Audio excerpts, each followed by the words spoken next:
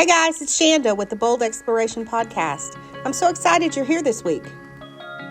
Have you ever wanted to learn about travel hacking? Well, today's your lucky day.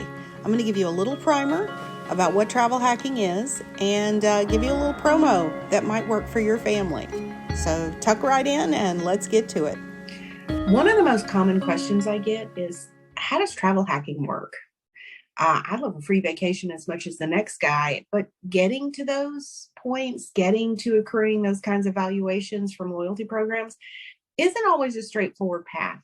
So today we're going to do a little travel hacking primer to let you know what travel hacking is and kind of how, like an overall view of how it works, some pitfalls that you want to avoid, and there's a promotion going on right now, which might be the right travel hacking offer to get your toe dipped in the water of travel hacking.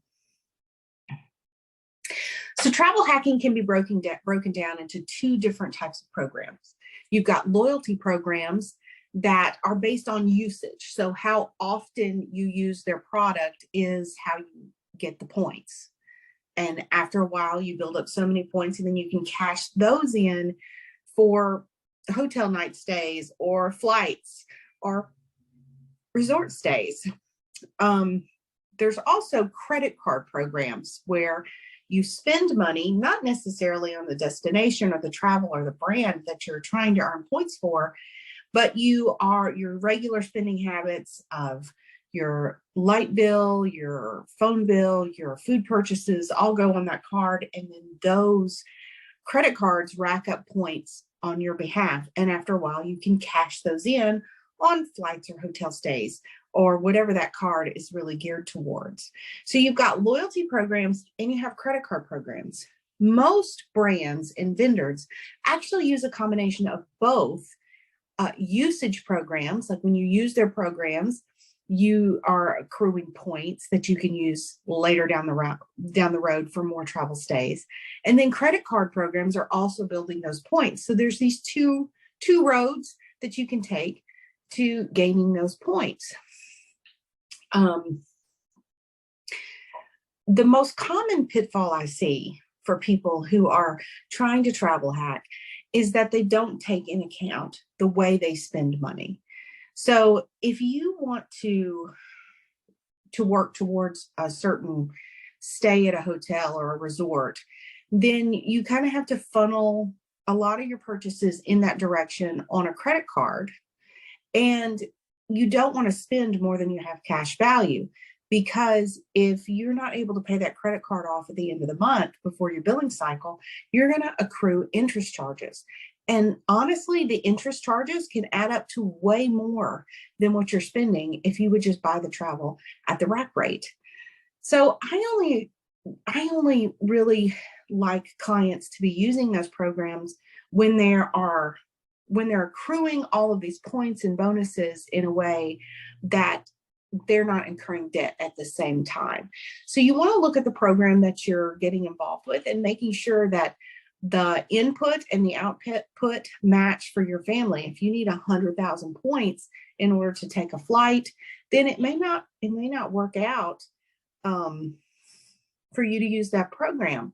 But in other ways, if you need 35,000 points for a night's hotel stay, and you can use usage and credit card to get you that free night of hotel, and you're not incurring any interest charges, then that could be a good program for you. So you really have to know what you're signing up for and know whether or not you're getting a good value on what you're spending. The other thing to remember is you really don't want to rack up any interest charges on these types of promotional rate accounts, because the rates are usually not great. I mean, you're usually going to be facing the highest interest rates with some of these cards that are specific. So you want to know going in that these are cards we're going to get and we're going to pay them off at the end of the month. That's the most regular pitfall I see, is that people are accruing interest and they would be better off just to pay for their trip outright than trying to use these cards to budget things. Another common problem that I see with people who use promos and loyalty programs is that they'll never be able to meet the thresholds that are set out by these cards. Some cards have really high thresholds. You might have to spend $12,000 in 3 months in order to use their program. So you have to make sure that when you look at what you need to spend and what you need to do to continue to earn the rewards, that it's doable for your family and it already matches your travel habits and it matches your travel spending and that it matches your spending in general for your family. Okay. So you wouldn't want to be trying to earn a reward on a card for a vacation you wouldn't want to take anyway. So make sure that you match up what it offers with what it is you're trying to do. Now, as far as that promotional offer that I want to tell you guys about, I want to start by saying I'm not an affiliate and I'm not earning any kind of credit on this. This is just me. I've found this and I want to share it with you guys. Okay.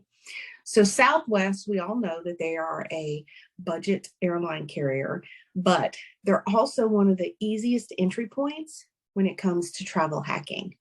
It's very straightforward and they don't leave a lot unexplained, or their program's just really easy to maneuver is what I'm trying to say with that. So if you go to southwest.com and you look at what their offer is, it's at the top of the page when I last checked. You can sign up for the Southwest credit card. If you spend $4,000 in the first 3 months after opening the account, it will qualify you to earn 1 companion pass and a 30,000 point bonus. So these are bonus points that you can put towards a flight. Now, the great thing about Southwest is that their point system, they don't require as many points as some of the other carriers do. So 30,000 points is enough to pretty much book almost any flight that they have.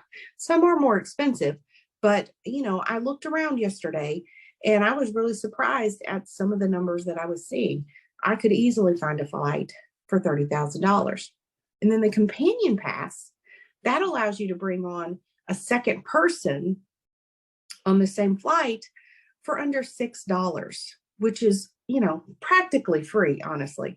So that to me is a great entry point deal. So what I encourage you to do is, even if you're not ready to start travel hacking, even if you're not thinking about taking a flight this year, get on, look at the terms and conditions, look at the credit cards that are offered with all the amenities that Southwest offers, and then look around at some flights. Figure out if Southwest would be a good jumping off point for you guys to start adding in more and more flights to your year. So this deal is really for somebody, would be great for somebody who is looking to add a flight-based trip after May. Some of the conditions is it can take 8 weeks for your companion pass to load, and you have to hit the 4K threshold.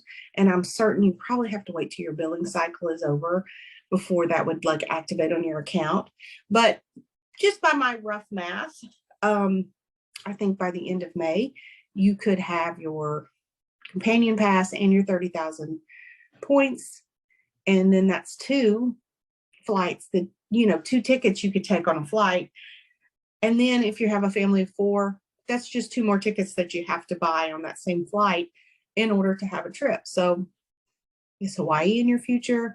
Is there an expensive airline trip that you've been putting off because you haven't been able to get a good rate? Well, check and see if Southwest matches that and can get you to the destination you want to go to. One caveat is the companion pass does expire in February of 2024. So no matter when you meet your threshold, February 2024 is the last time you can use the companion pass. And so if you're not going to use it between now and February, then it's not really a bonus because nothing is worth it if you don't use it, right? And if you need to re-earn that pass, it requires 135,000 points in order to earn that pass again. So it's a significant bonus that they're adding in there. So travel hacking, just just a quick going over everything again. You've got loyalty programs that are based on use. You've got credit card programs that are based on spending. Most brands have an avenue to use both to earn towards their programs, their destinations, their products. Make sure you're using your travel hacking like spending cash, meaning that when you accrue those charges on a credit card, you're paying them off every month, because the interest is going to cost you more than just paying for the travel outright. Make sure you pick programs that match where you want to go with things so that you can earn those points. And look at Southwest and look how the points work. Look how the spending works with them. And they have 4 credit card offers that they offer on their website, and one of them might be the right thing for you. Now, I will say, I'm very conservative about these programs. So it's easy to get excited about spending the money or joining a program. And I'm always hesitant when there is a program that has upfront costs. Many of the loyalty programs, brand loyalty programs, do not have an upfront cost. But credit card is, most of these, I don't know, I have to look again, but I think all of the Southwest cards, they may have a yearly fee involved. And you're going to want to, like, just because I'm recommending this as an introductory travel hacking program, this is where I'm trying to get to here. Just because I'm recommending this is a good way to research and educate yourself on travel hacking, doesn't mean I'm encouraging you just to pull the trigger on getting a new credit card. Okay. It's got to really benefit your family in the long run for you to make that kind of decision. I want you to research it and figure out what the right move is for your family to be able to travel well in the next 12 months, because that's what this promo is about with Southwest. It only runs from now until next February. I think the promo deal on the credit card, I think it's till the 13th of March, but please check the website itself to get more of the details. If you have any questions about travel hacking, or you want to talk through some of this stuff, reach out to me. I love to talk travel. If you enjoyed today's episode, go ahead and subscribe. And I hope to see you next week on the Bold Exploration Podcast.